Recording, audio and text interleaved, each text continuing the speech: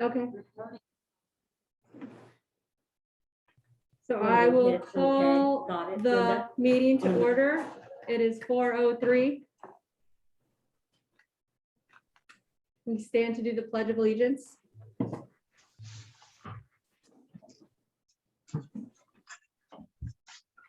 I pledge allegiance to the flag of the United States of America and to the republic for which it stands, one nation, under God, indivisible, with liberty and justice for all.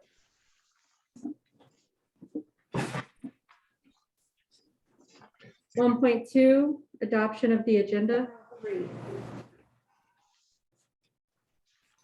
I have none. If there are no changes, is there a motion? I'll make a motion to accept the agenda as posted. Second. She's adopting the agenda. She made a motion to adopt the agenda. Who made the motion? Melissa, the only one that Oh, could. There's I'll only three of second you. And It's been beyond moved. Yes, go ahead. the microphone, What was that? you guys get closer to the microphone. Yeah, I think so anyway. Now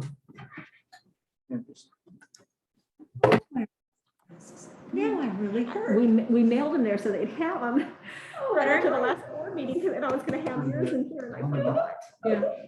Speak louder. Can you guys turn your speakers up? Sherry, is that better? We're pretty close. That's way better, thank you. Okay. So it's been moved and seconded to adopt the agenda as posted. All those in favor, Rosemary? Aye. Melissa? Aye. And I also approve.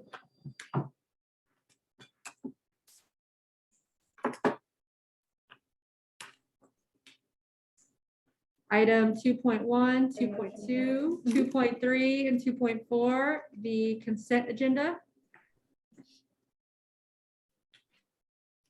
That's warrant and payroll for NU Humboldt, warrant and payroll for NU Siskiyou, consideration of last month's minutes, and consideration of resignations, hires, leaves, and change of assignments. Sherry, do you have any? Motion to accept the consent agenda.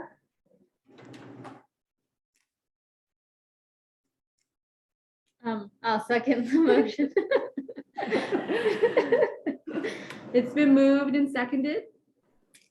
If there are no further comments, Rosemary, Aye. Melissa, Aye. and I also approve.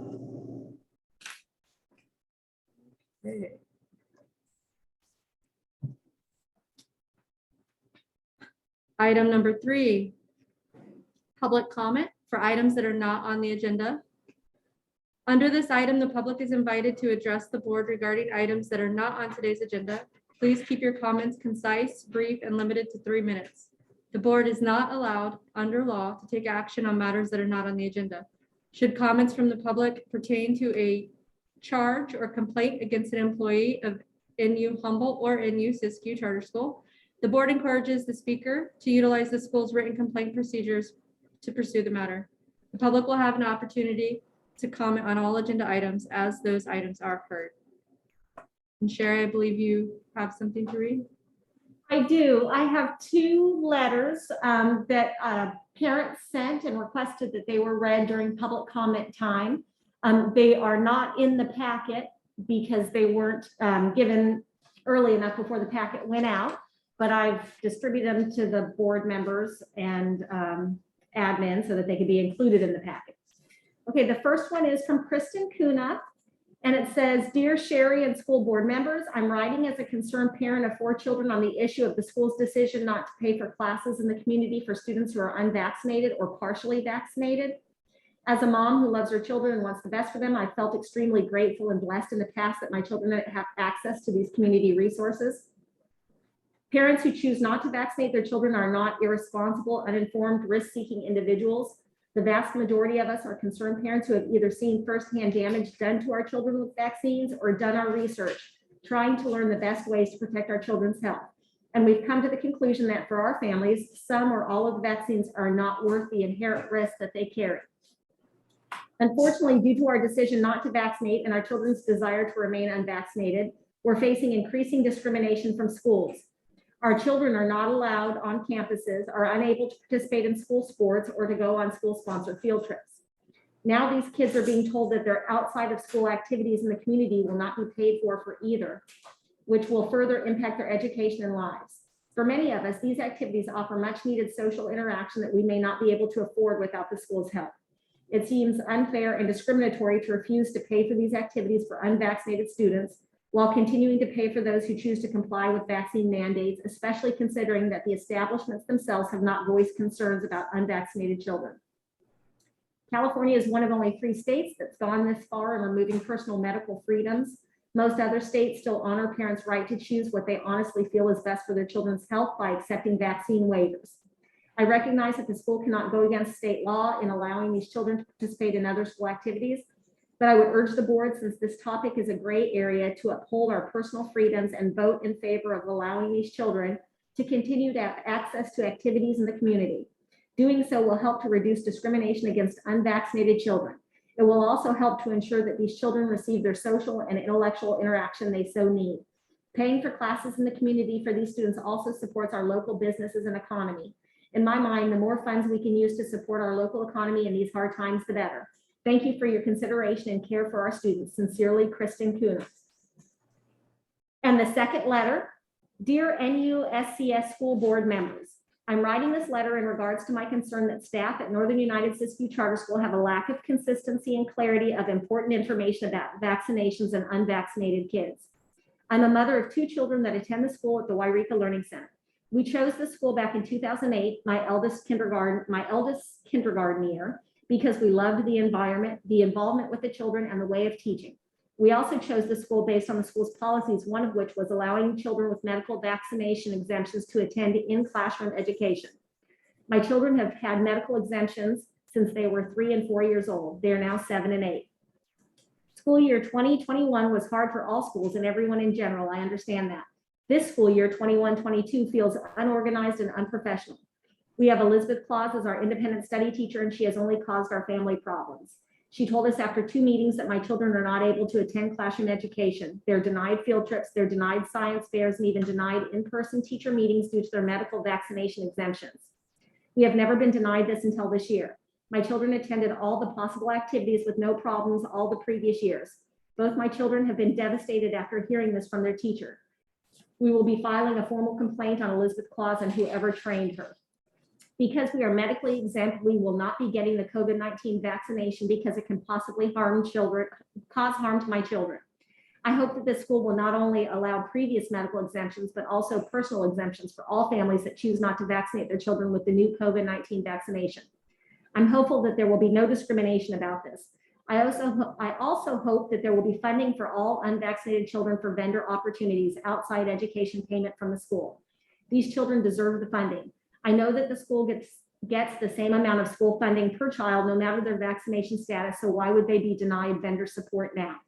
I'm hopeful that NUSCS school board will make the right decisions and focus on the families and children that attend the school, not politics. Best regard, Rose Fagnolo. And that's it for my public comments. Thank you, Sherry. Are there any other public comments? Seeing none, we will move on to our action items to be considered. The first one is 4.1, approval of educator effectiveness block grant plan for NUHCS. So you guys might remember that you saw this plan last month, and last month it was just a public hearing to get any input on the plan, but this month we actually are to adopt it. So I'm asking for approval for this plan, which addresses how we're going to spend the educator effectiveness block grant. And you've seen the packet the plan last month, and then it was in your packet again this month. Okay. Is there a motion? I'll make a motion to approve the Educator Effectiveness Block Grant Plan for NU Humboldt. I'll second. Are there any questions or comments regarding the block grant for NUHCS? No. Seeing none, we'll vote. Rosemary, Aye. Melissa? Aye. And I also approve. Item 4.2. Approval of the Educator Effectiveness Block Grant Plan for NUSCS. Much like Sherry said, this was in our packet background information, and we had the hearing last month. Sherry, is there anything to add? Is Nothing else to add. Thank you. there a motion? I'll make a motion to approve the Educator Effectiveness Block Grant Plan for NUSCS. I'll second that. Are there any comments or questions? Seeing none, we'll vote. Rosemary, Aye. Melissa? Aye. And I also approve. Item 4.3, the update and approve of the ESSER 3 Safe Return to Schools Plan for NUHCS. Sherry? So this was actually a plan that was written last year, and it was a plan all schools had to have in place and on their website when starting back to in-person instruction last year. And then from now on, it needs to be reviewed and updated if needed every 6 months. So I reviewed it. It's been 6 months. So I reviewed it and I've updated it. And the biggest difference in what we had prior, 6 months ago to this is 6 months ago when we had to write the plan. At that time, we were doing cohorting. You might remember we were required to keep a minimum of 6 feet apart, and not all of the classroom spaces allowed for that. So kids were coming on alternate days and things like that. So that's the major change now is everybody's coming and we're striving to maintain 6 feet. We do that when the size of the classroom allows. But if not, we do less than 6 feet in order to accommodate all of the students returning to in-person instruction.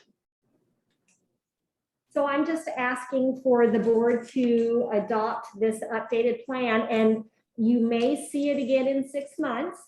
However, if there are no needed changes in 6 months, there will be nothing to bring back to you. If there's no, every 6 months I have to review it, and if there's no needed changes, nothing happens. I don't need to bring it back to you. We just keep it on the website as is. Understood. Are there any questions for Sherry? Is there a motion? I'll make a motion to approve the ESSER 3 Safe Return to Schools Plan for NU Humboldt. I'll second. We'll take a vote. Rosemary, Aye. Melissa, Aye. and I also approve. Item 4.4, update and approval of the ESSER 3 Safe Return to Schools Plan for NUSCS. Sherry, I imagine the same applies to SISCU. Yes, exactly. Is there a motion? I'll make a motion to adopt the updated and approve the ESSER 3 Safe Return to Schools Plan for NUSCS. I'll second that. Been moved and seconded. Are there any questions or comments about the SISCU plan? Seeing none, we'll vote. Rosemary, Aye. Melissa? Aye. And I also approve. So, okay. Item 4.5, approval of the board meeting calendar for 2022. If y'all recall, we do this every December. I believe, yes, we decided to keep it the same, Thursdays, same time.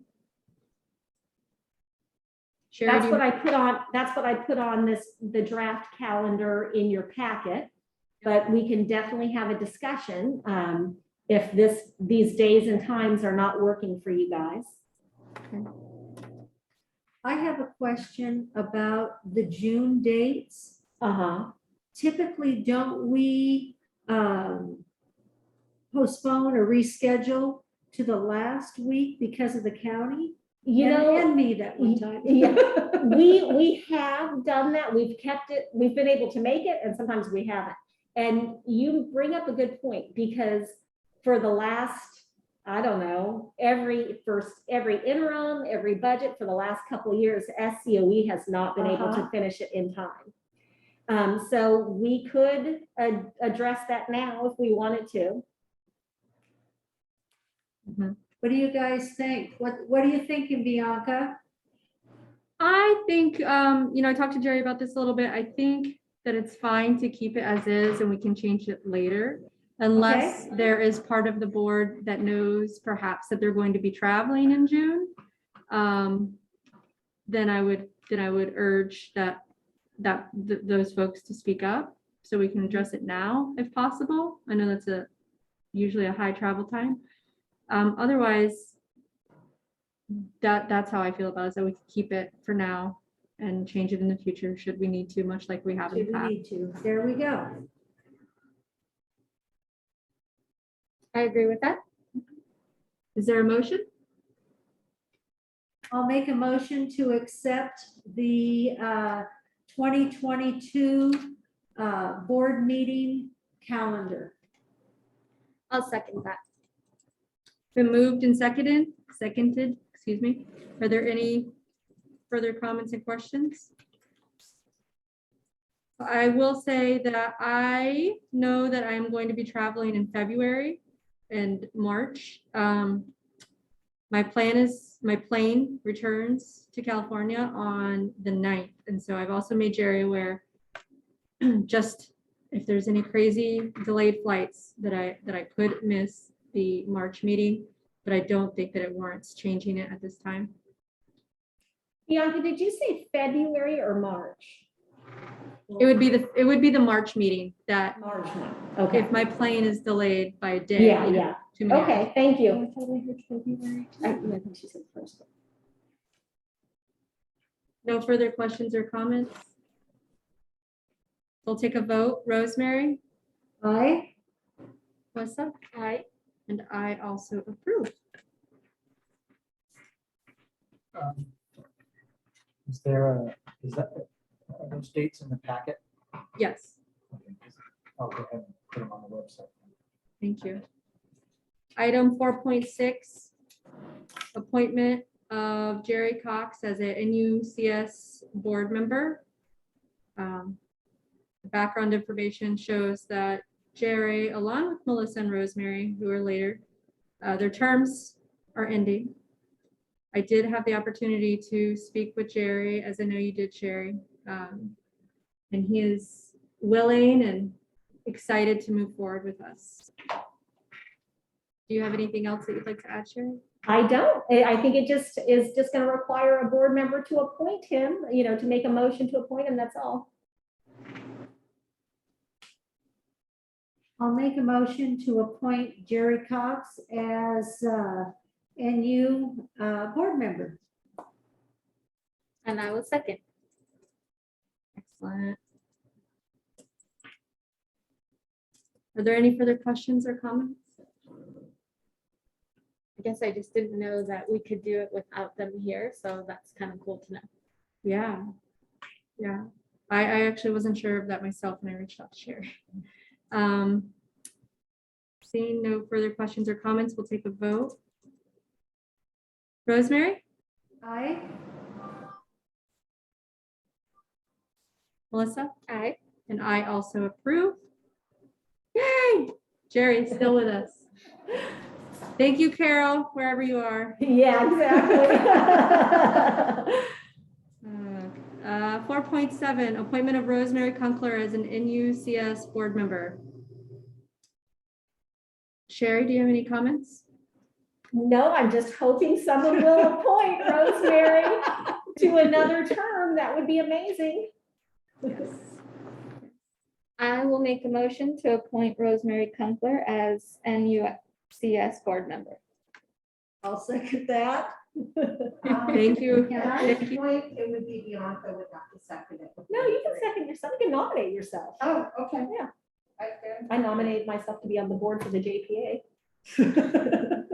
They give you a mask? Thank you, Rosemary. All those, we'll take a vote. Rosemary, Aye. Melissa, Aye. and I also approve. Yay. All right, 4.8, appointment of Melissa Johnson as an NUCS board member. Same as before. Somebody needs to. Yes, please nominate her. Don't let her get away.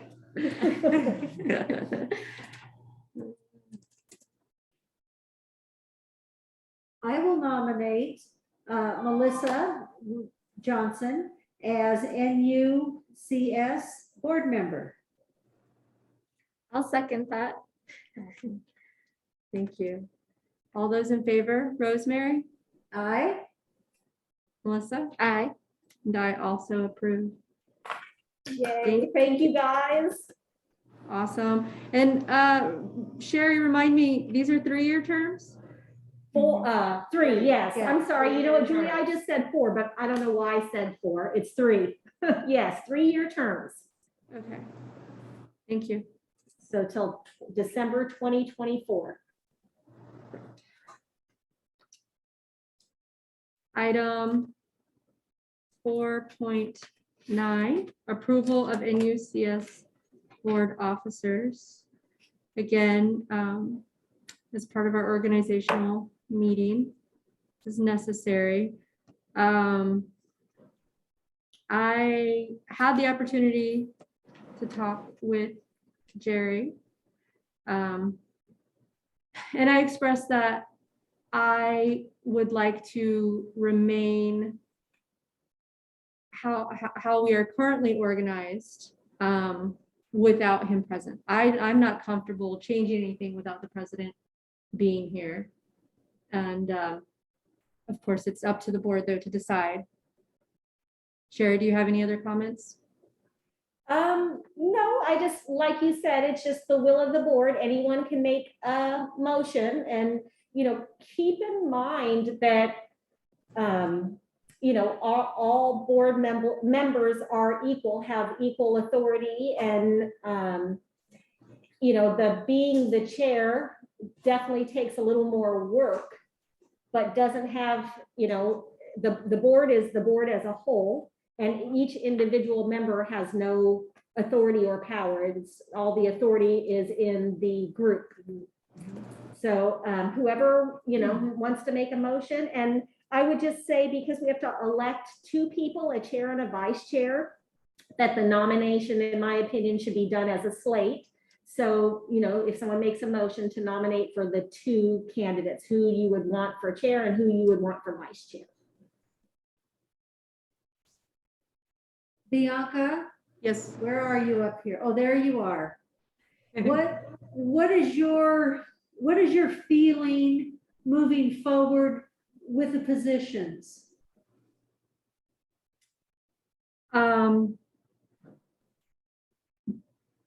You know, I have a few feelings. One is if it's not broke, don't fix it. But I also feel as though change is good, right? And I think that if there's somebody who has more time to take on the other roles, because like Sherry said, the weight of the vote is the same. But if there's somebody who has more time and the will, then they should speak up. But again, we can change this at any time. And I personally would not like to change things without Jerry present to give his opinions on record to the whole board. But as Sherry said, it is the will of the board. And so we would move that in that direction. But I'd like to hear from you as well, Rosemary. I share the same philosophy that you do, that why why fix something if it's not broken? We've worked very well together. If it's something that you have the time, I know that you have the little ones and whatnot. If you feel that you have the time, you feel that this is the next step that you are interested to take, I agree with you. We should have everybody, Jerry here, and have the discussion, have the vote, and move forward. You yourself know if you have that kind of time commitment. We don't. Right, absolutely. Okay, thank you. Melissa? I'm mostly just listening and learning, and I think I like it the way it is, and I would also like it, with any of us doing the role they felt most appropriate. So. Excellent. Is there a motion? I'd like to make a motion to table this until next meeting. Can we do that? No. No, Yeah. we can't do that. Yeah. We have to certify who the board president and vice president clerk is in the December board meeting because it's our organizational one. Yeah. It's the annual thing. And that's kind of, Rosemary, and that's kind of why my opinion is to leave it the same as it is now until, unless of course somebody wants to fill those roles, then they should speak up, but until Jerry is present, and then we can add it to that agenda. We can always change it, but we have to have somebody in place. Then I will make a motion to keep everything status quo. So that's a motion for Jerry Cox as president and myself, Bianca Garza, as vice chair. Yes. And I'll second that motion. Is there any further discussion? It's been moved. Nobody signs it. Are there comments over there or questions? No, I'm sorry. No, there was a question related to a form. It's okay. Okay, so we'll take a vote. Rosemary, Aye. Melissa, Aye. and I also approve. Congratulations, Jerry and Bianca. Yay! Or, I'm sorry, Jerry and Bianca. Yes, yes. 4.10, approval of Northern United Charter Schools Board officers.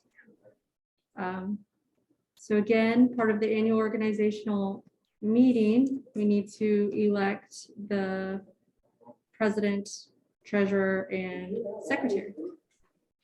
Do you have any additional information, Sherry? Well, currently, as you guys know, these are the president, secretary, and treasurer to the corporation, Right. not to be confused with the president, vice president, or chair, vice chair of the board. So currently, I'm the president, Linda Speck is the secretary, and Tammy Piccone is the treasurer. And we're the corporate officers with the Secretary of State. We're the ones who are filed as the officers with the Secretary of State. Thank you. Thank you for the clarification.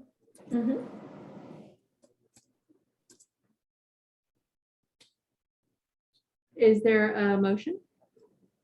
I'll make a motion to keep the corporate officers status quo. And I'll second that motion. It's been moved and seconded. Are there any questions or comments? Seeing none, we'll vote. Rosemary, Aye. Melissa, Aye. and I also approve. Congratulations. Yay.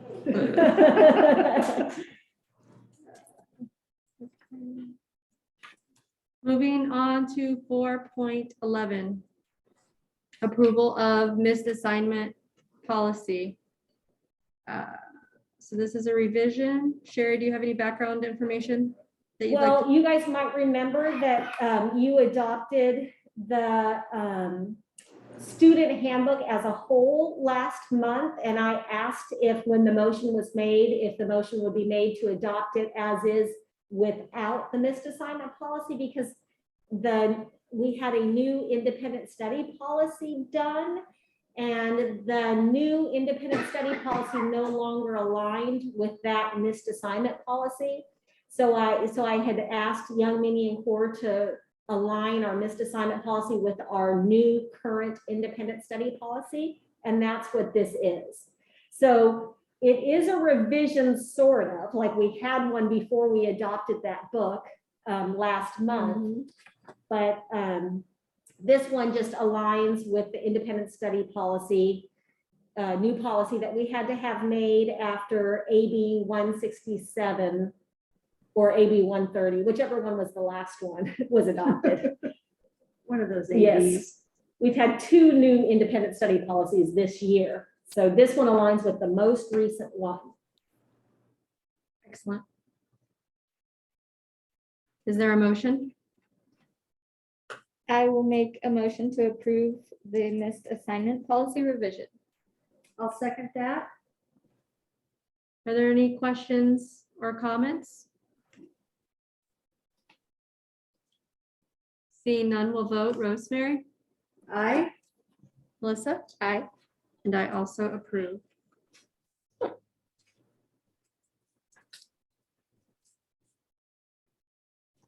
Moving on to item 4.12. Excuse me. Approval of personal appearance policy. This one is a revision. So this was adopted when you guys adopted the employment handbook a few months ago.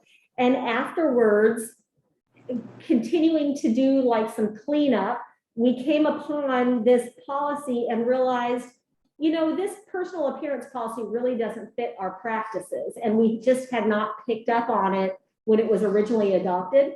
And the thing in there that really stuck out to us was no jeans were allowed. I think when we came across that, everyone in the office was wearing jeans. So when we saw that, we thought, you know what? We need to have a policy that aligns with our practice. And so we are amending that portion of the policy. Awesome. Was that, I'm curious, was that the biggest No, do we leave that? sort We of take that issue or practice, Sherry? Were the jeans? Jeans was an issue of practice. And then Linda's reminding me that we changed one other thing, and I'm sorry, I forgot to mention that. There in the original policy, our current policy, it says earrings cannot be longer than 1 inch. Right. And for safety purposes.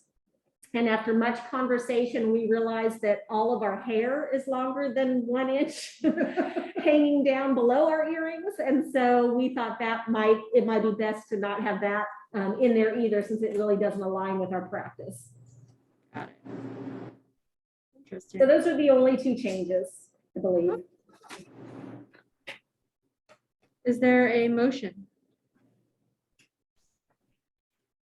I'll make a motion to approve the personal appearance policy revision. And I will second.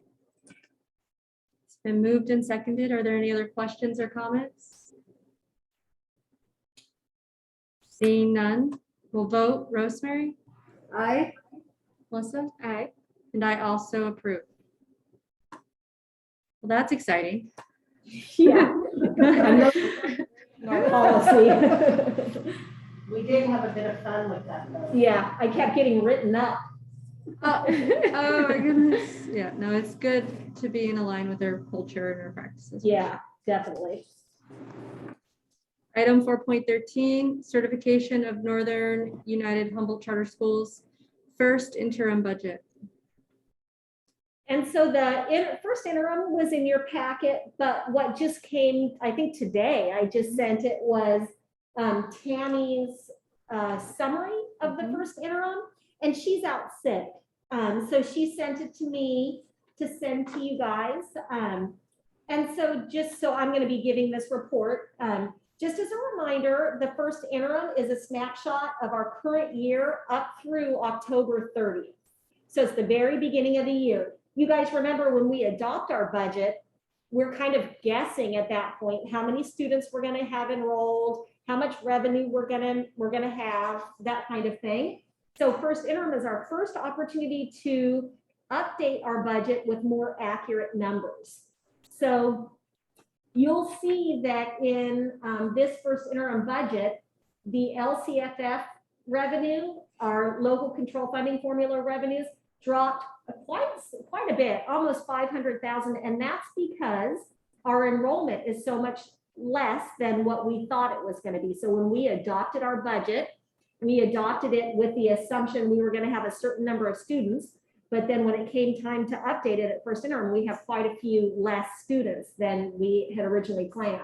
So that made our revenues in LCFF go down. The good news is the state has given schools so many additional, well, the state and the federal government mostly have given schools so much more additional revenue this year because of COVID for like learning loss and teacher effectiveness and all these different plans that I've been bringing for you are all associated with additional funds.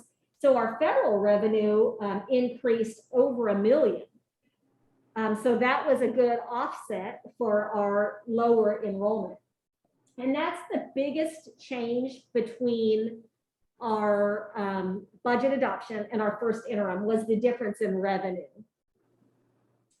So I don't know if you guys have any other questions, but essentially what we ask is that the board certify our first interim as positive, which means that we will be able to meet our financial obligations this year and the 2 years out.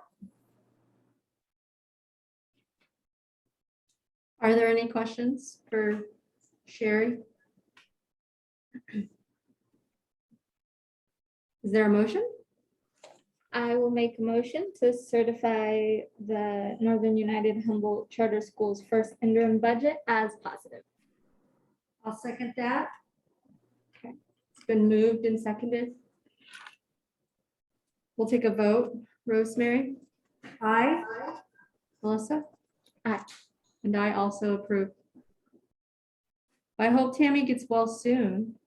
I hope so too. She is definitely getting better. Oh, good, good, good, good. Moving on to reports. 5.1, the enrollment and attendance report. You have those in your packet. Sherry, is there anything to add? Nope. Okay. Are there any questions or comments on either of those? No? Okay. Moving on to 5.2, financial report for NUHCS, NUSCS. Again, it's all in our packet. Nothing jumped out at me. Sherry, do you have anything to add? I don't. Thank you. Rosemary, Melissa, do you have any questions or comment I on the don't. financial report? Yeah. No, Rosemary? No. 5.3, the director's report. Sherry? Yeah, but just a few things to update you on. One thing I just wanted to give you a heads up that on the Humboldt side, for our property and liability, we've been part of North Coast Schools Insurance Group. We sometimes refer to it as the JPA. That's for the Humboldt side. The Siskiyou side, our property and liability insurance is another JPA called CharterSafe. Well, North Coast Schools Insurance Group notified all charter schools that were members, I think it was 2 years ago, that effective next year, so that would be the 22-23 school year, they will no longer have charter schools as members. And so what that means is starting July 1, we'll have to have a new property and liability insurance carrier. And they actually recommended Charter Safe, which is who we already have with Siskiyou. But as part of that process, I had to submit a letter for our intent to withdraw, which is really not true. We're really getting kicked out. We don't have the intent to withdraw, but anyway, so I've submitted that letter and we have reached out to Charter Safe to start working on getting a quote for them covering us for next year. So just a quick update on that. I wanted to give you an update on facilities. You guys may remember that Cutton Learning Center, our facility there, they had let us know that this year was going to be our last year there. They weren't going to renew our lease. Well, they've now let us know that they're going to extend our lease 2 more years. And so they wanted to put a provision in there that in the second year, if we do find another place to go to, or place to purchase or another place to move, that we give them a 90 days written notice, which I thought was more than fair. So that's exciting. And then the Eureka Learning Center, you guys know we've been working on moving that, and we now have the lease, which, by the way, I was able to get her to go back to the $2,500 deposit. Good girl. She had originally told me the deposit was going to be $2,500, and then when I got the lease, it said $5,000. I went back to her and she said, "Oh, I'm sorry, that was my mistake. It's $5,000." And so I said, "Well," so anyway, she agreed to the $2,500 deposit. But so we'll be signing the lease. I think I'll probably sign it tomorrow, and so you'll see it on the board agenda next month. And the lease will take possession the middle of January, but we're planning on moving in the middle of February 14th. We've already arranged for movers to move this, all of the stuff from the old facility into the new one, as well as we've arranged for plumbing and electrical to have the science lab equipment moved from one to the other. And then we've gotten a quote on a new sign as well for the building. And that will all happen the week prior to President's Week. So we'll have a 2-week window to get that move done, and teachers to set up their classroom and to get the science lab set up and all of that. And so that's when we're having the plumber and electrician move the science lab equipment too, because the students are needing to use it up till then. So that's our facilities update. Oh, one other thing with that is I contacted Humboldt County Office of Education to ask them if moving from one facility to another, if they considered that a material revision for the charter petition. And they decided that they did not consider that a material revision. And so they wrote me a notification of that. So that's good news, because if it is a material revision, then we have to have our charter petition completely updated and resubmit it to their county board for approval. But they have decided that it does not warrant that. So that's good. Can I ask a question Please. about the Eureka campus? Yes. Have you started conversation with the folks at the tribe? Yes. And how have they responded? Are we still responsible? Are they letting us out of the lease? Yes. What's that looking Yes, like? we have, and they have been very responsive. And we asked if they would let us out of the lease, and they are like liaison, the person that Right. we talked to was going to talk to the tribe about it, and they came back and asked an additional question, which was kind of a confirmation on the date. Like, did you say, because we told them that we would like to keep it through January. Wait, no, sorry, through February. Since we're going to be, so we'd have both of them for half of January and all of February. And so he came back to us and, wanted confirmation on what was that last date. And I told him February 28th. And he said, okay, he'd get back to us. So it's looking, I'm optimistic. Good. I'm very optimistic. I have a question. Yeah. Have you started the conversation with the student bodies' families? Letting them know of the new. Julie's on here. I'll see if she wants to answer that. See if she's even listening. Probably drinking her coffee. Yes, we're here. And yes, the conversations have started, a lot, the students and some of the parents, and I'm formulating a letter right now, even as we speak, to go out next week at the beginning of the week. But most of our parents already know, and interestingly enough, most of our parents live closer to that school than they do here. So, or to that property than they do here. So. Huh. So far, we've had nothing but positive input about it. Great. Awesome. Thank you, Julie. Mhm. Thanks, Julie. Okay, the last thing that I wanted to give an update for is you guys know we've had several conversations over the years, and then even fairly recently about digitizing our records. And so we reached out to 2 different companies to try to get a quote for it. So we'd have some more kind of factual information to know how to go forward with making a decision.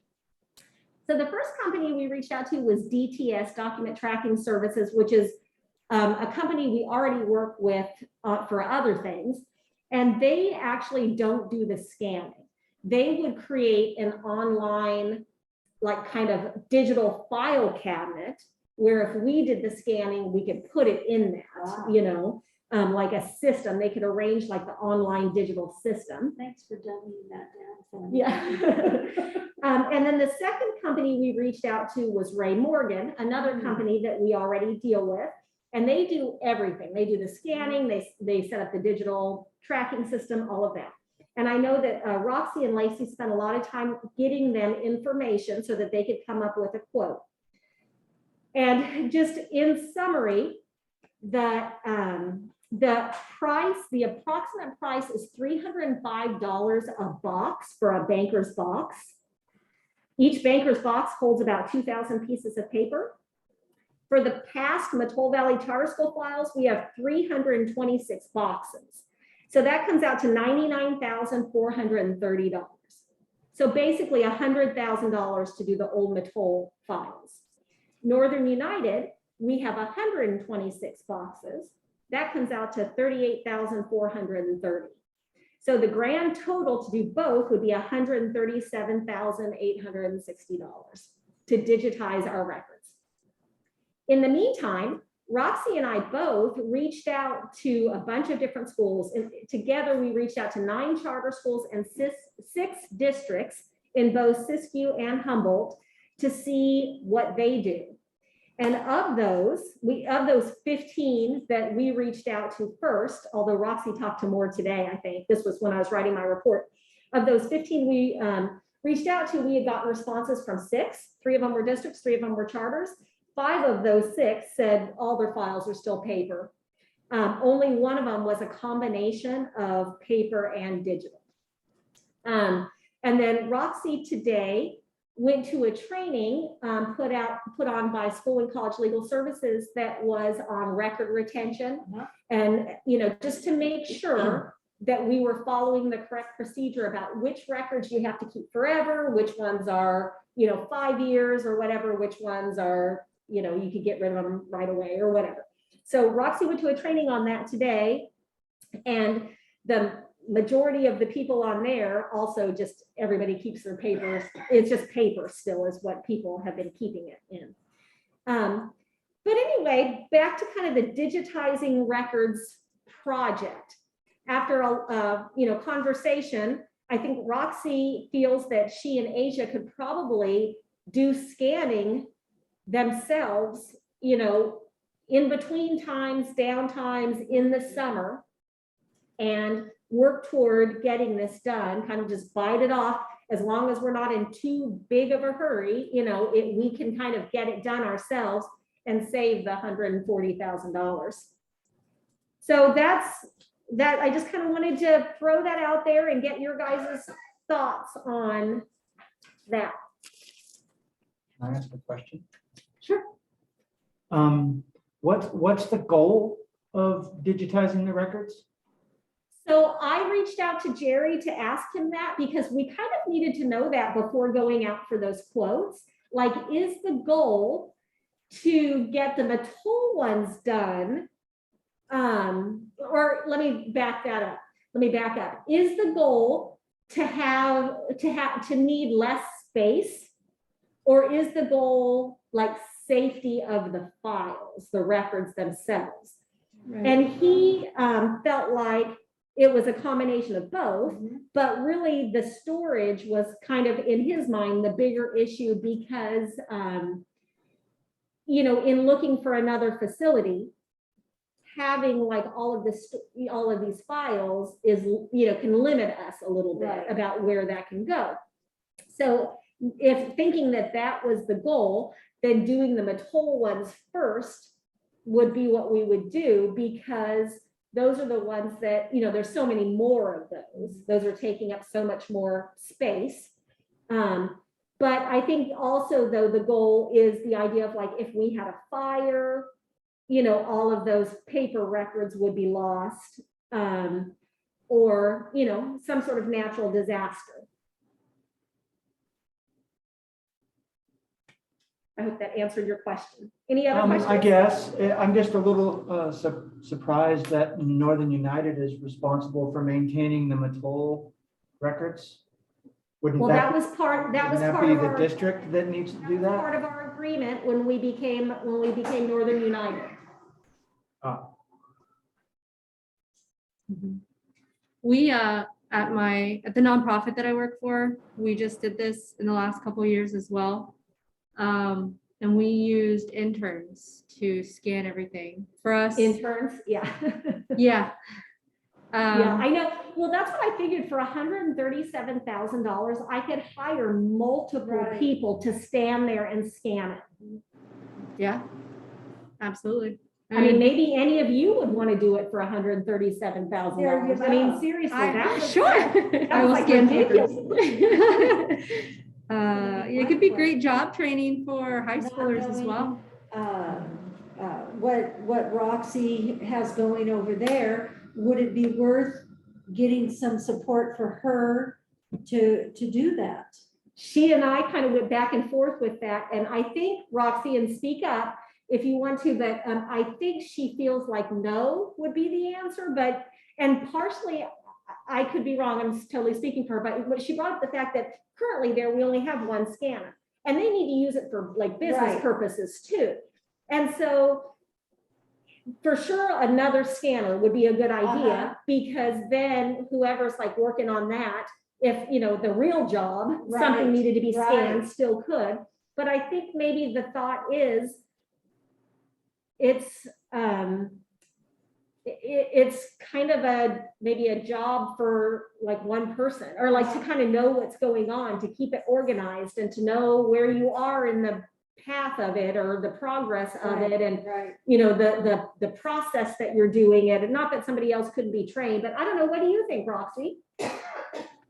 well, there's also, you know, labeling them, filing them properly so they can be found later, you know, and you said there's like, Right, that's a whole different conversation. Yeah, well, there's like 300 some odd boxes and 2,000 pieces of paper in a box, right. roughly. I mean, that sounds like, for a person, like trying to squeeze it in, a multi-year project. Oh, definitely. Yeah. So Roxy, go ahead. It I'm can sorry. be done in the summer.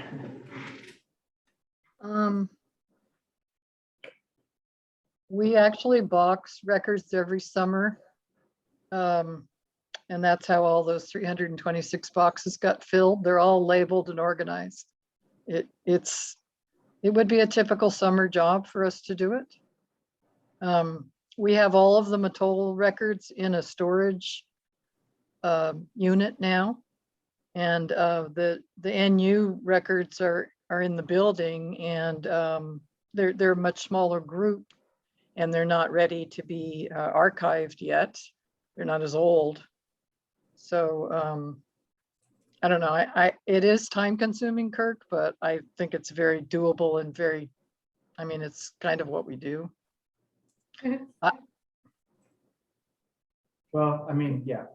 Yeah. Scanning Not them, another person. but like Sherry was saying, but then properly labeling them so they can, renaming files and Yeah. stuff so they can be found later would take an eternity, it would seem to me, but maybe I'm wrong. Ray Morgan, if that's who supplies the copy machines too. Roxy, what did you think about having another person help with that? I thought what you said was pretty accurate. I mean, I think between Asia and I, we could probably do it. We could have another person helping us if that's what was decided.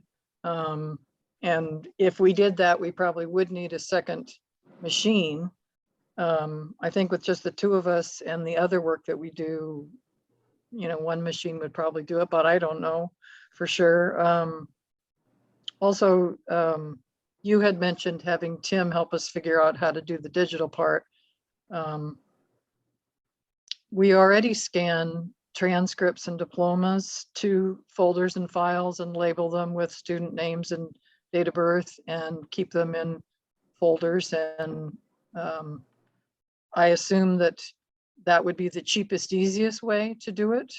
But there's also all kinds of fancy software if you want to spend a bunch of money and go beyond what, regular files and folders. Well, I think that it would be best to have it all on like a shared Google Drive, because then anybody who has access can access it. Like what you're doing right now, scanning it, like I can't access that. But if Right. it was on a shared Google Drive, which is free, then, those who have permission can access. Yeah, that makes sense to me too. Yeah.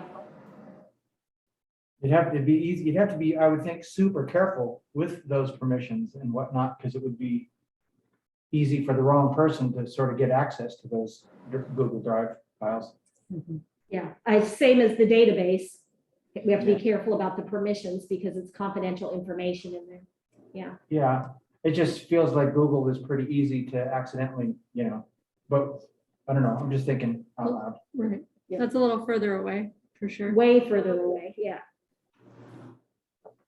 Are there any other questions or comments?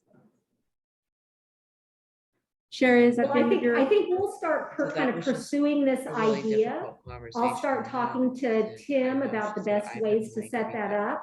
to And then I think Part of this the summer, conversation. when Roxy and Asia have the time to work on it a little bit, they can see how time consuming it is and, see whether or not they feel like they need another person or not. But we'll start kind of working down this path. Sort of like a pilot program. Yep, exactly. Okay, that sounds good. Was that the end of your report, Sherry? It is, yes. Thank you. Moving on to 5.4, Northern United Humboldt Charter School Report. And this month, there was nothing in the packet. Julie, are you presenting? Everything that is in the report already in your It packet. wasn't included in the packet that went out originally. Like the packet went out before the report. But they have it, right, Sherry? Not that I know of. I've never seen it. Well, Lacey, I sent it to Lacey and she said, thank you. I thought she was going to. So actually, I'm not, I guess I could pull up the report and share it, but I wasn't prepared to share. I was just gonna go ahead, and there's a lot of pictures in there of different events that happened and a lot of just things that have been going on throughout the school. So wasn't really prepared to share, guys. I didn't know that it didn't go out in the packet, Sherry. No. I'll ask Lacey if she can send it out. Okay, that'd be great. Thank you. Well, I look forward to seeing the photos. Well, if you want me to, I can pull it up real fast and then you can share the screen with me. That's a good idea. If you have it handy. Well, let me get there. Let me just open it up. Actually, I can do it this way.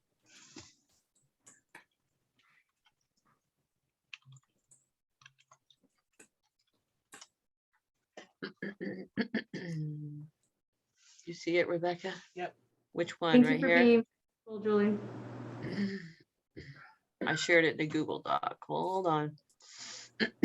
Rebecca and I are sitting here chatting and the same time as this is going on, and now my computer is running very slowly. If you want to go ahead and let Kirk do his, and I'll get mine. Well, I think his was in the packet, so I don't think Yeah. there's anything to do. Ah, But okay. Bianca can go to that. Well, you want to talk a little bit about it, but Bianca, what you saw in her in his? Sure. Well, we'll give- I didn't mean she could talk about it. I just meant she could go to that item. Great. We can circle back. Thank you. 5.5. All right, here it is. Here it is. Oh. Just a little bit of chatter is all we needed. All right, so I need to have the ability to share my screen. Okay. There you go. Okay, so let's get there. Is that it, Rebecca? There we go. Okie dokie. Nothing like on the fly. Here we go. Thank you. Thank you. Thank you.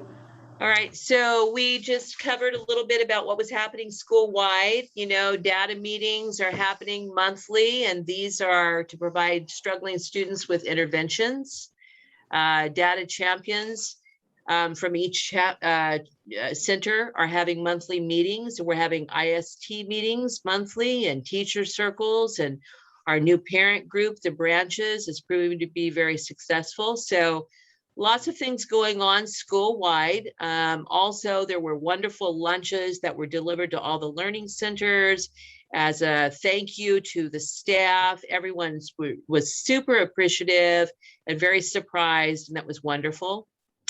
And then the fun part comes with all the kids. And so this is Rebecca Davis's 7th grade AVID class. They ended the month of November with collaborative STEM activities and carts and all that. And there you see the kids, and Sam and Amber were winners. And Rebecca sent me a whole lot of pictures, but I was only able to use a couple because everybody sent me pictures this time. Heather Charlack is doing a Lego engineering class, which is really super cool. And they're building bridges out of Legos. And here's an example right here of one. Can you guys see this? Yeah. So that is really cool. And that one was by Trinity. And there's a little bridge right there that was built. And I think that their next project that they're doing is going to be towers, Lego towers. Cool. And then Debbie Scholes did some really cool art responses to the Nutcracker. They learned some Nutcracker history, and then they made some really cool, fun door covers, the Nutcrackers here, which are super awesome. I love them. Super cute. Trevor didn't send me any pictures, but he said he's been studying ancient Egypt and that they were competing in the STEM challenges as well. And they were building the tallest toothpick pyramids that could be built. And they were also discussing mummies, etc. And then on November 19th, Kathy Shermer took her students to the Malalel Dunes at the Coastal Steward field trip.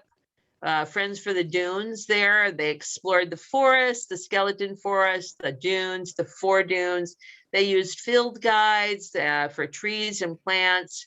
They identified a whole bunch of things as they did a walk, and identified animal footprints by all. And she said, it was a great fun that was had by everyone. And this is a photo of that.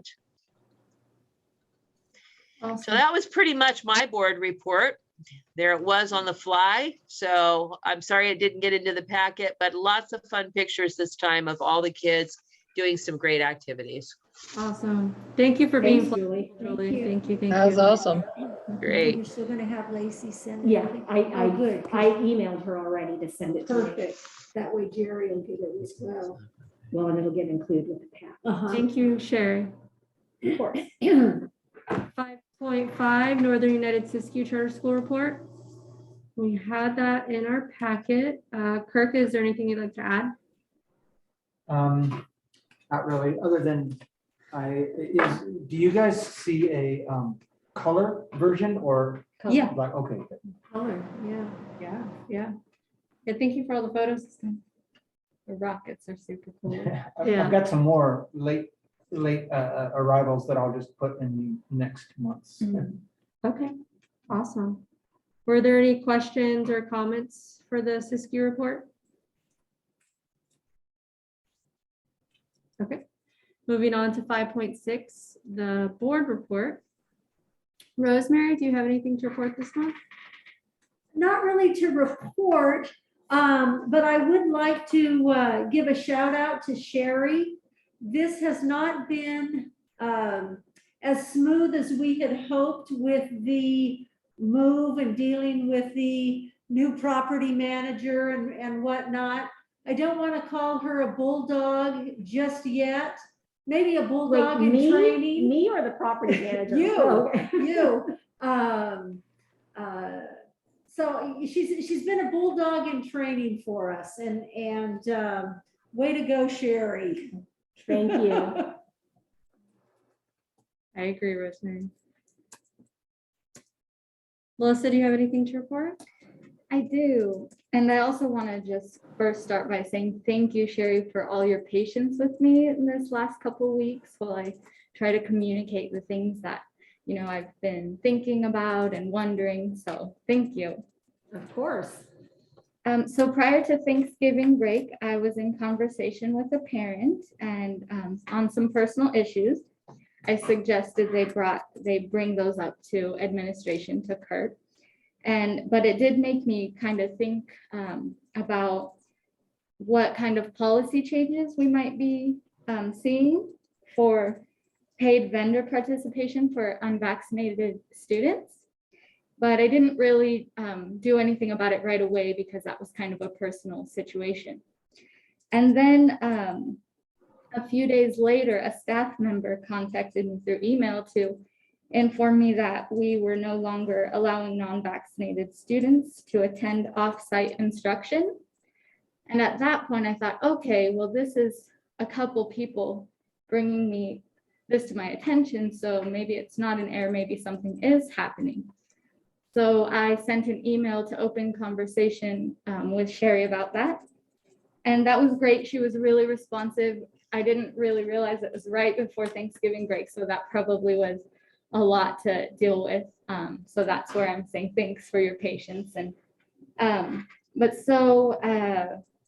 what I kind of came to understand is that the topic is left for our interpretation, and there's some inconsistencies with how the staff is implementing them, or what we actually what our protocol is when it comes to that scenario. So I feel that we need written procedure for staff and family so that it can all be pretty seamless and consistent. Sherry decided to open the discussion today about the topic so that we can all kind of say what we think how we should deal with the situation. And I thought that was really cool. And then after that, I was in communication with another parent who brought up the concern. So I thought, oh, well, since we're going to talk about it at the board meeting, I should let them know that they could attend and make public comments to let the board and staff know, what their situation is, what they're going through, and all of that. So, and in place of that they just write letters to the director to be read aloud. So that's kind of where we're at.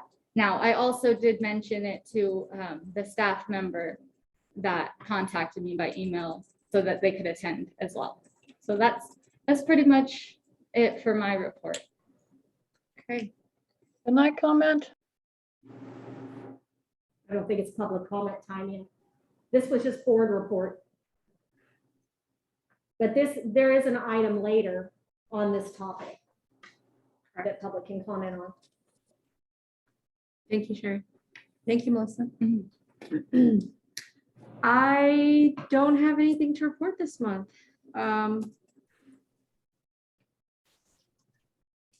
I do not. So we will move on then to item 6.1, which is a discussion item. Childhood vaccination requirements and in-person instructional opportunities. In the board packet, there is quite a bit of background information here that hopefully everybody had the opportunity to read through for the discussion today. And I would ask that we make sure that we stay on topic, especially considering the letters that we received today.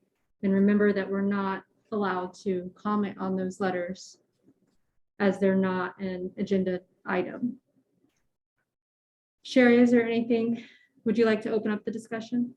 I was just going to say, Melissa gave a really good background and kind of introduction to this. And, you know, I just have to say, I feel like, Melissa, it was just brilliant of you to bring this forward now, because we should be proactive and make sure that we're all on the same page and have all of our ducks in a row on what are the current mandated vaccinations.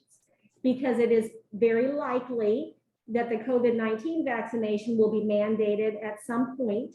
And if and when that happens, because it has been so highly politicized, I could see a lot of interested parents at that time, or even before then. So making sure that we have everything spelled out very clearly now about our currently mandated vaccines, I think is really smart. So I thank you for bringing that forward now. Essentially, you know, I think I pretty much included everything in the background. What happens now, this is our practice, is that students who have a waiver of any type, and currently there are two different kinds of waivers. And now keep in mind, I am only talking about what the current mandated vaccines are, not COVID. That's not a currently mandated vaccine. So I'm talking about all of the currently mandated childhood vaccinations. Right now, there are two types of waivers that are allowed. There are medical waivers and there are personal belief waivers. Personal belief waivers actually, with SB 277, personal belief waivers were ended, but everyone who already had one was grandfathered. They get to keep their personal belief waiver in place until they go to the next grade level, grade span change. So for example, if they were in 4th grade when SB 277 passed and they had a personal belief waiver, they got to keep that until they go into 7th grade. At 7th grade, they would no longer be able to use a personal belief waiver.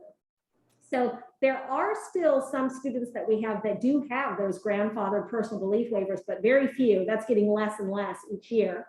And then, like I said, there are medical waivers. The medical waiver process has changed. A new law was passed just this past year that changed that process. And again, legislature did that same thing where anyone who has a current medical waiver, they get to keep that until they go into the next grade span. When they go to the next grade span, they're going to have, if they want to have a medical waiver again, they're going to have to go through the new process through the CareMe system.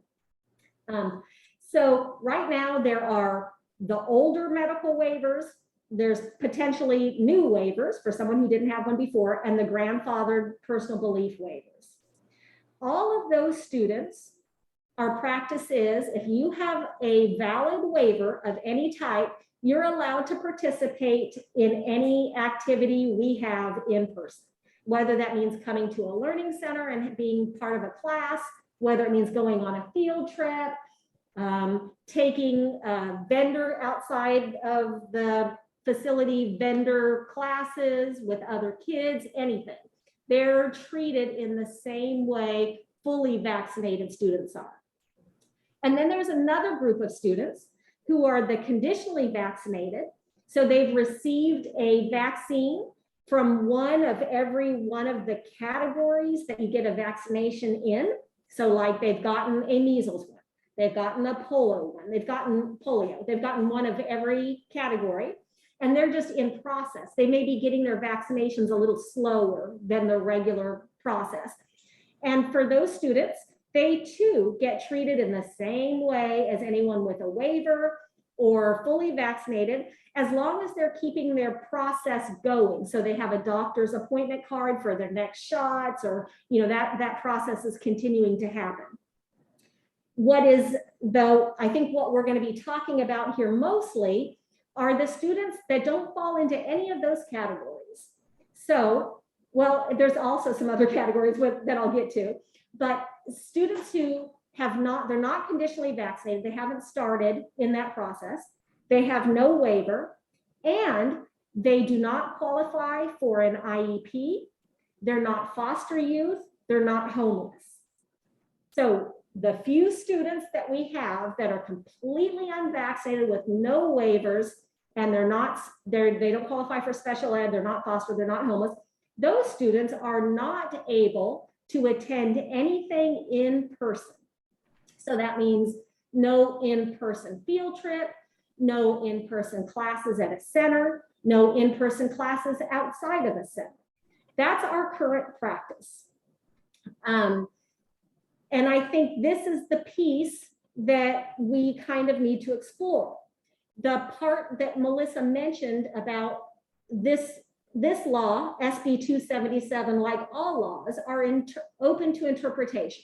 So what SB 277 says is that anybody who is not vaccinated and does not have a waiver, doesn't fall into any of those groups that I mentioned, no schools can even enroll them unless it's homeschooling, like a private school affidavit homeschooling, or independent study that does not involve classroom instruction. So that wording, that classroom instruction, is the piece that really is the part that's kind of open to interpretation. What does that mean? What does classroom instruction mean? The reason we have set up the practice the way we have is because we're interpreting classroom instruction to be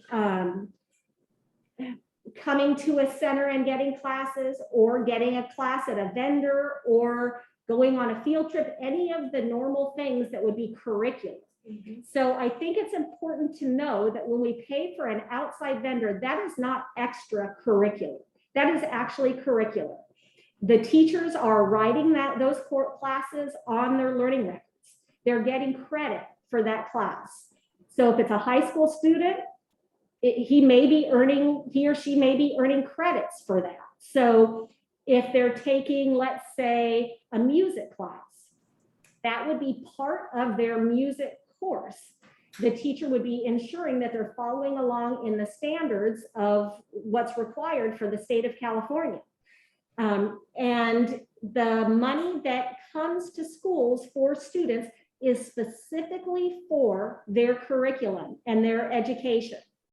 So anything that we're spending any money on is considered curricular and part of a student's educational program.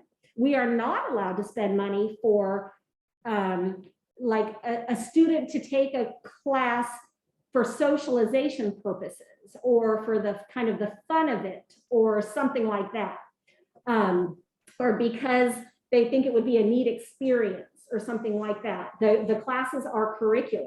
So that's why we've interpreted it the way we have. I think that's it, that for right now, I'll open it up to other people to hear other people's opinions. I have an opinion. Was that Melissa? Dawn Bianca? in Mount Shasta, can you hear me? Yes. Hi, Dawn. Hi. So for those of you who don't know me, which I think there's only maybe one person that I don't recognize, I am working in Mount Shasta. I have been with the charter school. I even preceded Roxy. So I've been with this school, some version of it, for a really long time. And so I wrote something out that I'm going to read because I kind of want to make sure that I get all my points. I'm not great at public speaking, so I'm just going to read this. Historically, Mattole Valley Charter School and Northern United Siskiyou Charter School have been schools of choice. We have supported and trusted parents who want to participate in and be responsible for their child's education. This collaborative model is and has been very successful. As a school of choice, we need to uphold the ability to support parents to choose how they want to educate their children within state guidelines. When it comes to vaccination, whether you're pro or anti-vaccination, the choice is and should be that of the parent with clear guidelines. At present, we're in a pandemic, and because of the pandemic, vaccines have become politicized and polarizing. The topic is emotionally charged, and I would ask us all to enter this conversation without thinking about COVID and not your personal choice. Instead, think about your students whose parents have decided not to vaccinate them. Consider what provides the best outcome. If we apply common sense, the idea of unvaccinated children infecting other children with childhood disease, it could be advantageous to look at history. It is rare to see outbreaks due to unvaccinated kids. If there were to be an outbreak of any kind in Siskiyou County, we as a school can act similarly to the way we've responded to COVID and apply common sense to the situation using clear communication and guidelines. However, once we discontinue providing certain students with out-of-home activities, we close the door on them. We stop supporting the choices of families, and eventually we lose those certain families and we lose parental choice. In essence, I feel like it's discriminatory, and it also appears to families as a punitive measure. In my experience, I've been working with one or two versions of the school for 23 or more years. And in my experience, having enrolled many unvaccinated students and through our school, providing resources for dance, martial arts, driver's ed, art, and more, there's never been a transmission of a childhood disease, never. And I think we can rely on trusting parents, and we can rely on the history of our school's past record, and we can rely on you, the board, to create clear, concise policies that address these topics for all students and not just certain students. And that's all. Thank you very much. Thank you, Dawn. Good job. You are a public speaker. Okay, thank you. Just doesn't know it. Rosemary, do you have anything you'd like to say? Well, I can empathize with everything that has been read and said, but I agree with how Sherry was dissecting it, so to speak. I bring to the table a lot of clerical experience in the schools, and the guidelines are there for a reason.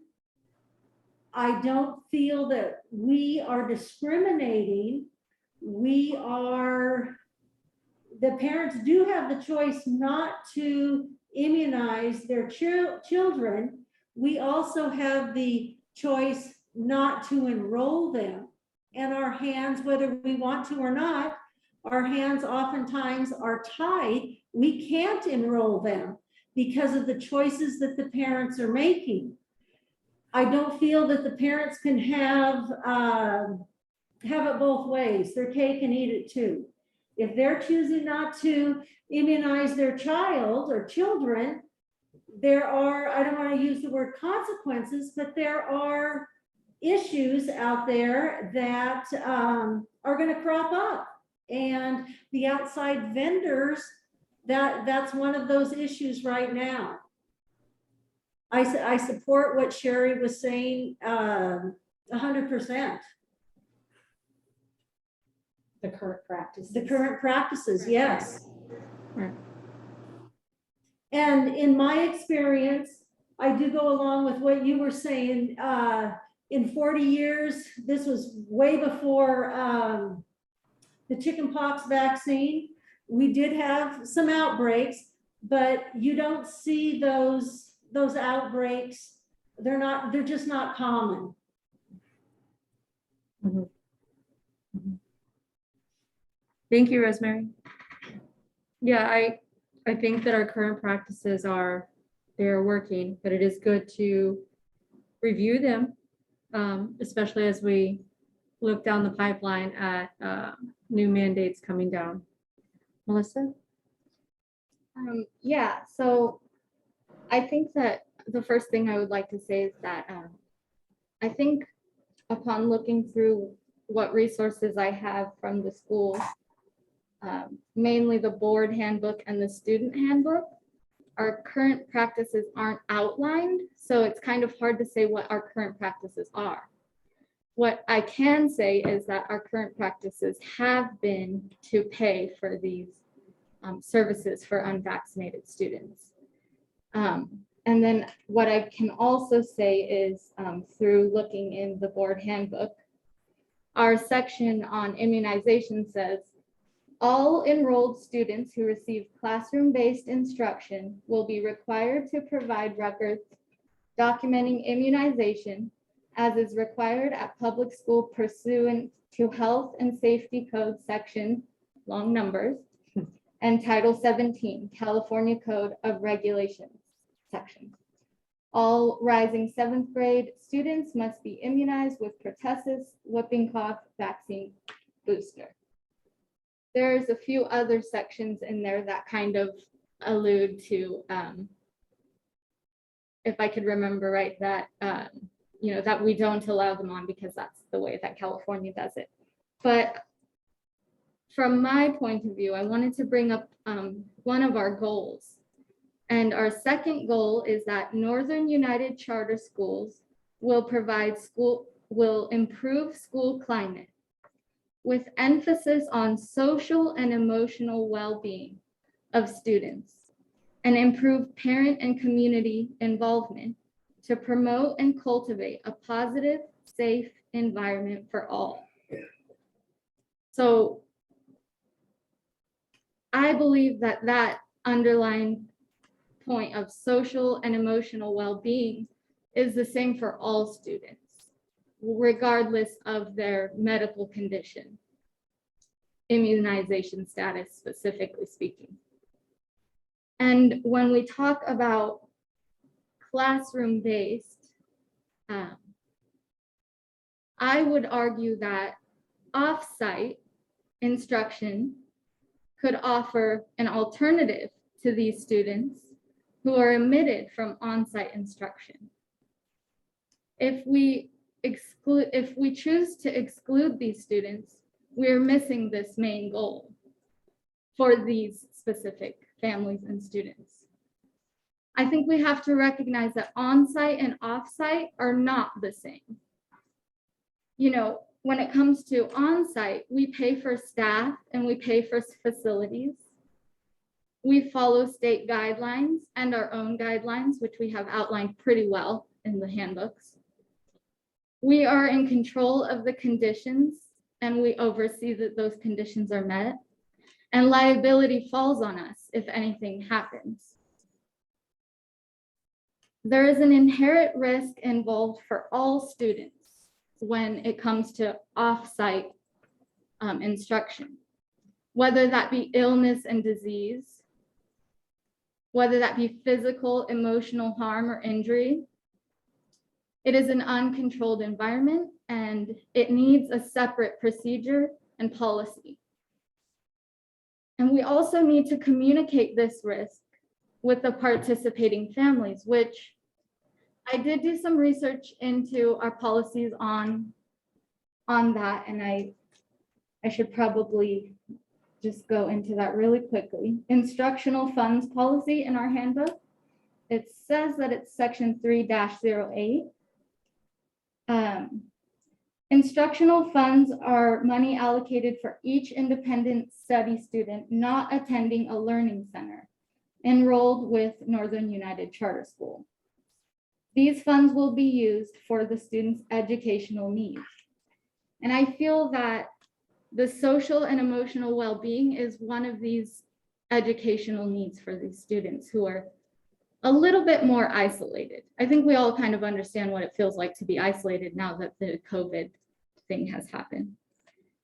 So just kind of moving forward, I have a lot of other little points that I highlighted here, but they're a little bit cluttered, so I'm not going to try and do that. I think that we need to consider the risk and our school's protocol. Data exists to support both perspectives, pro-vaccination and pro-vaccination choice.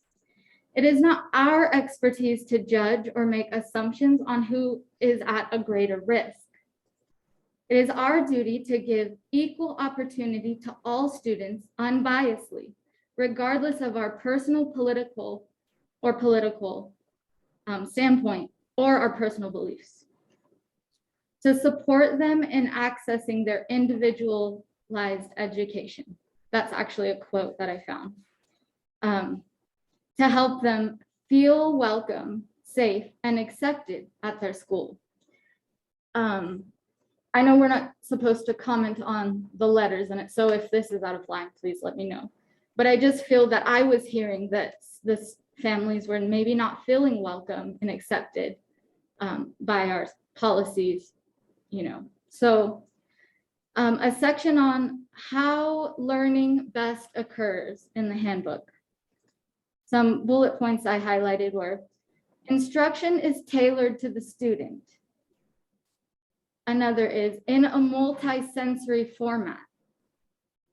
Another is context-based learning through enrichment opportunity. And then the last is the entire community serves as the school campus. So I think that my last point I'd like to make is that there is unequal opportunity through funding distribution. Students who are omitted from on-site education contribute to site-based funding, and they don't benefit from this. They need alternative opportunities off-site. So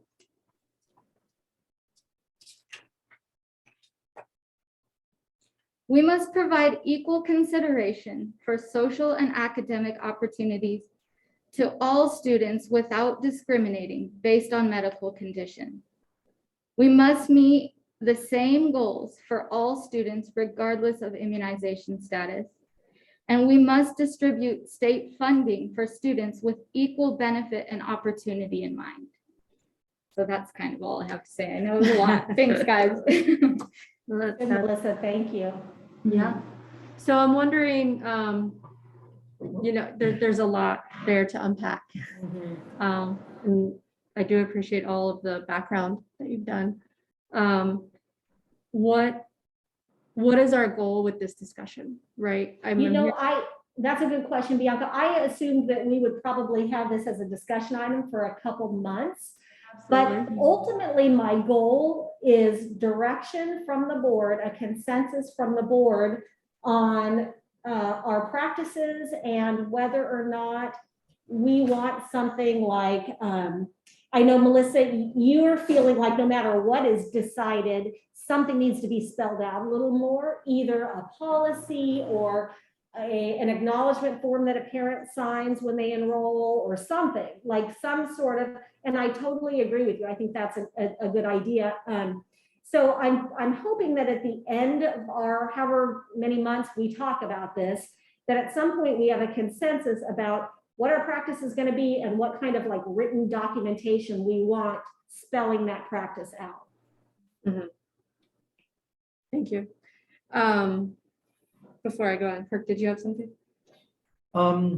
Yeah, I had a couple of thoughts. One is, regardless of what, you know, and I really love what you're bringing to the table, Melissa, and I love that we really do need to get this spelled out more clearly. But this is, you know, an auditable thing. You know, it's like, and the state, maybe Roxy can speak to this, but I know that you know, back in the early days of Mattol, like almost all the days of Mattol, it was kind of, whatever, you know, but that's being changed, not by us, but people above our pay grade, you know, Sure. and it's more and more scrutiny. And I think that we are perhaps risking losing money auditable, through audits. I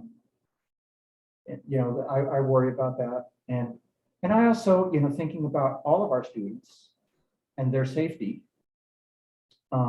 We may have students who with leukemia or just whatever, they can't get, like students with medical waivers. Right. And so if we're putting them in a situation, whether, like with an outside vendor or something, we don't know the vaccination status of any of the other people that maybe are paying privately, and there is, say, a measles outbreak or something, and there are more and more measles outbreaks happening, then are we putting that student at risk by paying for them to go to a situation where they may be exposed to something? I worry about that. I Right. mean, maybe it's a very small risk, I'm not sure, but those are the things I want to make sure that we're keeping in perspective, in this whole discussion, that we also have to, we just have to consider everybody. Yeah, all Including students. vaccinated students, Right. sure, but and sometimes there's maybe alternatives, there's more and more online things. I have a family in Scott Valley who's taking online dance classes, so, maybe there's other avenues that we could use to provide a rich education to unvaccinated students. So those are just some of my thoughts. Thank you. So in addition to having a policy that is well outlined in writing, it sounds to me, correct me if I'm wrong, but that we also need to better define, what is the term that you use, Sherry?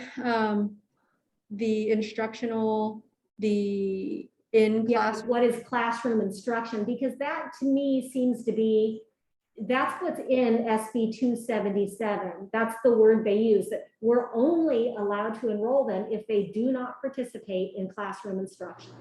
Right. So what do we deem as classroom instruction? Okay.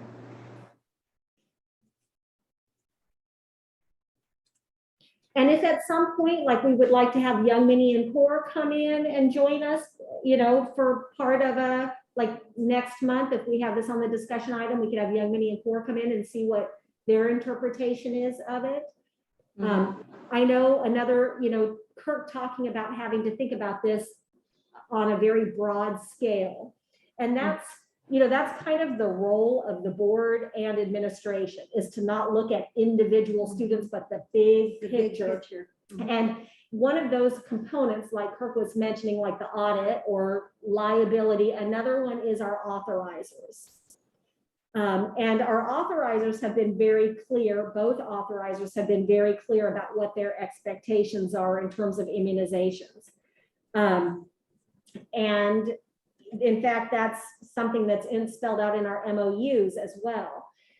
So that would be another thing to consider.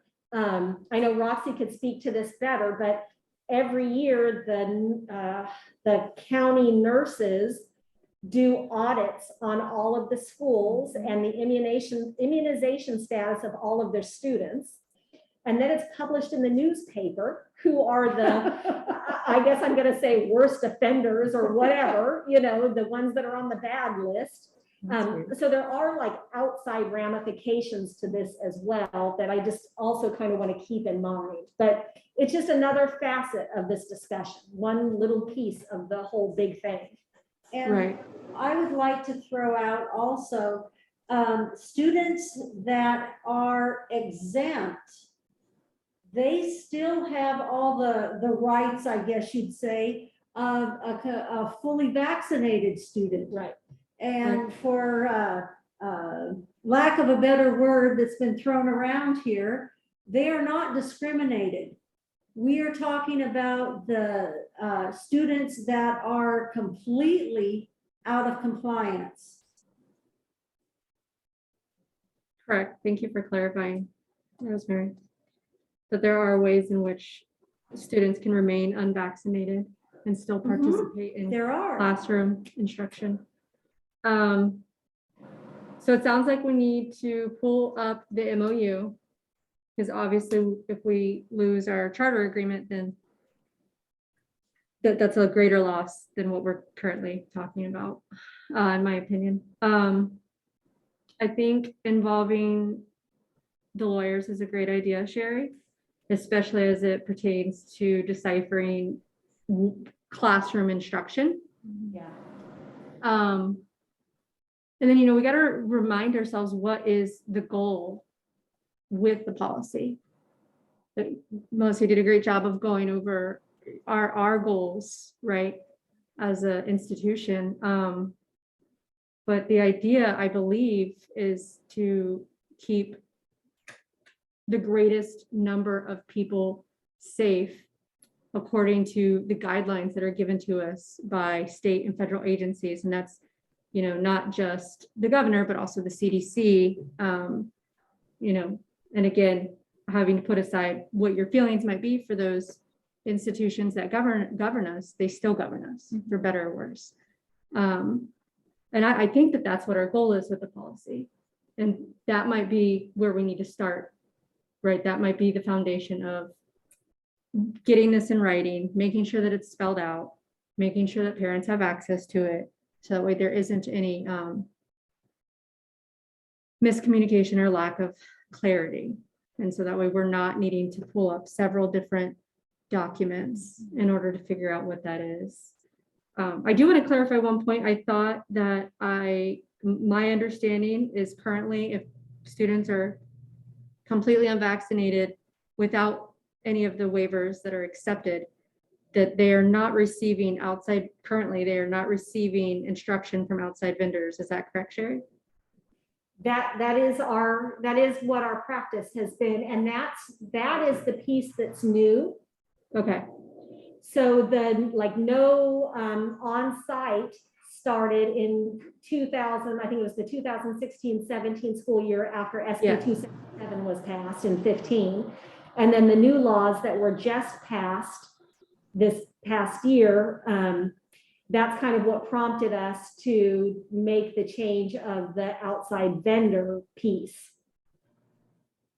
And I do want to clarify, it's only in-person outside vendors. Like as Kirk said, OutSchool is an online vendor that we use that has martial arts and dance classes. It's not that we're not paying for them. We would pay for them. It's the in-person. It's what is the intent of the vaccination laws. Right.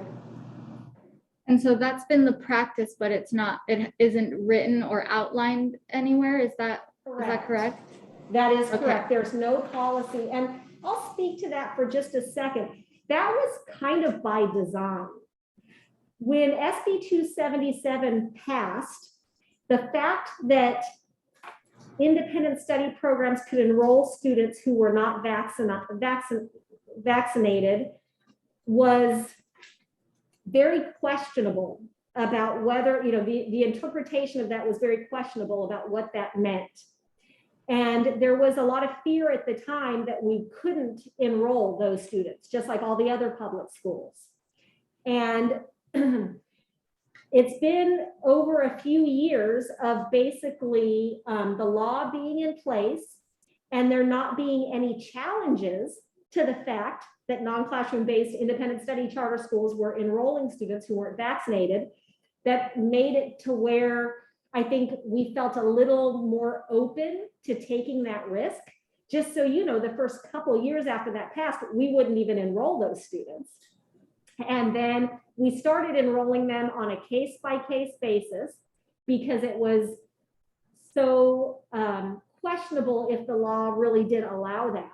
Now that we've had a few years of precedent being established, and I don't just mean our school, I mean in the state, with all the other schools like that, we've definitely gotten more open to it. We've definitely accepted a lot more students who had that status, but it wasn't something that we ever really advertised. We didn't start out saying, hey, everybody, let's put these things in writing so that everybody knows they could come to us, because it wasn't something we were really comfortable with at first. We did find that when SB 277 passed, those families we had that were not fully vaccinated, when they knew SB 277 was passing, the vast majority of them did comply and get their vaccinations. They went ahead and did that. And we find that when a family comes to us to enroll who isn't finished, like they've maybe started but haven't finished, or haven't started their immunizations, and we tell them that that's something that's required for enrollment, usually they go and do it. But we have come to find that there are a handful of families that are very, it is their family's belief and they're adamant, and that is, what they've decided. And so we've been enrolling those kind of on a case-by-case basis more and more over the last few years. But so that's why there was never a policy, because it wasn't something that at first we even knew would hold up in law, in a court to enroll them. And like I said, now that precedent, there hasn't really been a lot of pushback on it, we've enrolled more. Yeah, and just to clarify that there are some, independent study schools that don't have any in-person stuff. It's all online or all just one-on-one meetings. But the vast majority of our students, come to in-person classes. So that's why we were like, I don't know, what does this really mean? Yeah, we're independent study, but we have a lot of in-person stuff. How are we going to navigate this? So that's kind of what Sherry's talking about. Okay. Would my fellow board members like to give their opinion on how they would define classroom-based instructions this evening? Again, we're not deciding anything, so perhaps it's an opportunity for us to take those opinions and sit with them and marinate in them, maybe do some research when we come back next month to further discuss. If anybody would like to go before me, actually, I won't be able to bring up the file because I don't have internet, but I did send an email to Sherry. Oh, I could do it through my phone. That was basically had 3 points that needed to be met to be classroom-based instruction. And this isn't, she made me aware that this was basically how we decided if we were a classroom-based charter school or a non-classroom based. And so I still feel that the points there are relevant. So I think I will just read those because this is kind of my agreement as well. So, Okay. No, that's okay.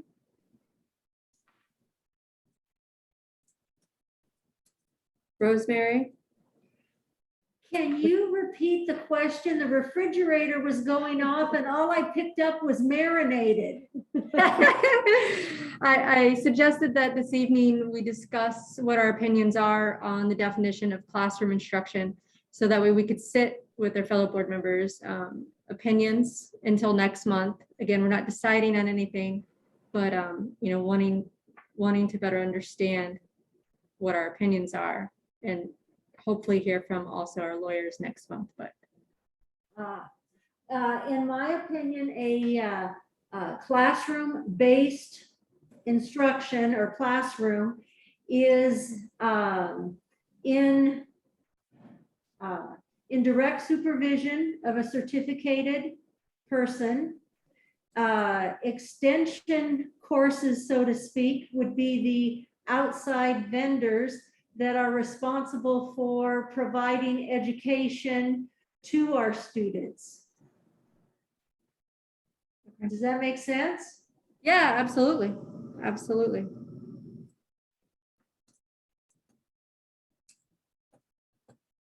Melissa? okay, sorry. No, it's okay. So the main one right here is that classroom-based instruction. Oh my goodness, it's trying to give me ads. It's really weird. Classroom-based instruction in a charter school occurs when all 4 of the following conditions are met. The charter school, number 1, the charter school's pupils are engaged in educational activities required of those pupils, and the pupils are under the immediate supervision and control of an employee of the charter school who is authorized to provide instruction to the pupils within the means of Education Code section 476051. And so that one specifically leads me to think that the vendors are not employees of ours. So these children are not under the supervision of an employee. And I don't believe that we are, responsible for what happens to them there. I think that I wonder, those are the things that I would love to talk to about with lawyers, because I think if left to our interpretation, we could interpret it any way we want, really. Because I also agree with the way that Rosemary said it, these are authorized instructors, but I would disagree that they were our employees, so. Okay. I think, And just so you know, we are responsible when they're there, like we are required by law to have all of the vendors be fingerprinted or attest to the fact that they are fingerprinted. And if anything comes up on the fingerprinting, they have to let us know. They have to go through a background check. Mhm. And that's because if they were like molested or something like that there, we would be liable for that. Okay, so if injury or anything like that were to occur at these outside vendors, we would be responsible? Yes, they're covered. If we're paying for it and it's curricular, then yes, we're responsible for their, like we would have to do a claim with our insurance if they were injured there. Okay, so that's good to know. Thank you. And that's why I don't know if this situation has actually come up in a long time, but that's why we have a list with our insurance of things that are considered high risk. And Mhm. if it's not that we can't do those, but if we choose to have our students do something on that high risk list, then the board has to approve it in advance, because it means our deductible, like if something happened and we had to pay our deductible, it's $10,000 as opposed to $1,000 for the things that aren't considered high risk, that aren't on our insurance list of high risk activities. Yeah, and I did notice that we do not accept high risk situations. I think that was outlined in the board handbook. Yeah, they have to be approved by the board on a case-by-case basis. I think we approved a rafting trip a couple years ago. Yes, yeah, river rafting, yep, that's right. Yeah. Thank you. I tend to agree with Rosemary on the idea of what is classroom instruction. I think it goes beyond our walls. I think, there's a lot of outside classroom instruction that occurs and it goes off of our property. I think, to your point, Melissa, there are a lot of scenarios where teachers or teachers' aides are present during field trips that even include students who are enrolled in independent study who will join in on the field trip. But I would like to, hear, of course, from Jerry and hear from the lawyers. The idea. Would you Go like ahead. me to have Young Mini and Core come next month? Either that, or I could talk to them about the situation and they could write something up. But then if you have a question that comes up at that time, you don't have somebody to ask. But either way. Yeah, I think I would like a hybrid of that. Perhaps, start the conversation and write them and let's see what they can send us. If it is straightforward, through email conversation directly with you, Sherry, between all the board members individually. If there seems to be some lack of clarity or more questions that seems as though the best use of time is just to have them come, then let's do that, if that makes sense. Okay, sounds good. I'll start by reaching out to them. Okay, and then I'm wondering about, and I think in our conversation, you said that you did reach out to other charters. What are the other policies? What are the policies that other folks have? Go So ahead. I reached out to Golden Eagle, which is another non-classroom based independent study charter school in Siskiyou County. And then I reached out to Alder Grove Charter School, which is one in Humboldt County. And so far, everybody I've asked kind of has a different policy, a different practice. none of the schools that I talk to allow students, that fall outside those categories. I think completely not immunized, no waiver. None of them allow students to come to their campuses, their facilities. Golden Eagle this year is doing no outside vendors whatsoever. And the reason is because of COVID. She felt like she couldn't ensure that the vendors would follow COVID protocols. In fact, she had some vendors say to her specifically that they were not going to follow COVID protocols. So she felt it was too big of a risk to then pay for students to attend. So that's this year. And then over here in Alder Grove, he said that the health department, and I'm not sure how this got started, but he said the health department is really has come to them multiple times about not even allowing independent study students who are unvaccinated to meet their teachers at the center for one-on-one meetings. So their teachers have to meet their students outside of school facilities for one-on-one meetings, though he did not track who they paid for vendors for. So their unvaccinated students are attending outside vendors. So it's kind of across the board, and it's because it's not spelled out clearly in statute. It's up to individual schools to decide how to handle it, how to interpret it, and what risk they're willing to take, and how risk aversive they are.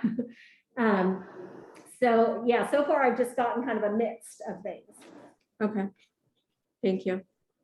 And those are just the charter schools in the area, correct? Well, because what you no non-charters that can even enroll students who aren't vaccinated. That's right. Right. Or site-based charters for that matter, only independent study. Right. Thank you.